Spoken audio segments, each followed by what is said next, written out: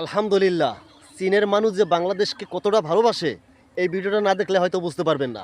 দেখেন, চীনের একজন নাগরিক আমাদের বাংলাদেশের জাতীয় সঙ্গীত গাইতেছে। অবশ্যই ভিডিওটা যদি ভালো লাগে দেখে শেয়ার করে দিবেন।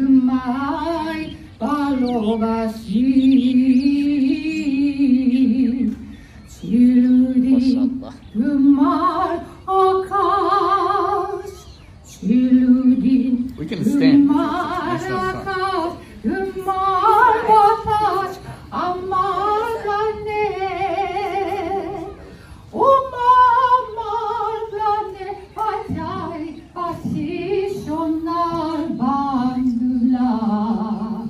আমি তোমায় ভালোবাসি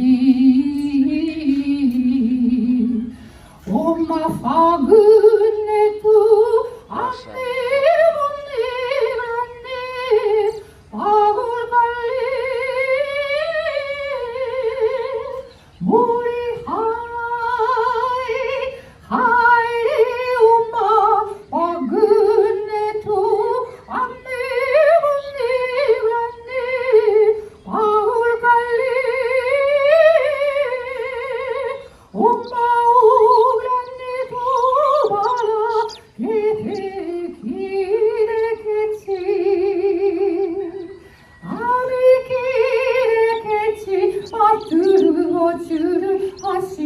সোনার বাংলা আমি তোমায় ভালোবাসি।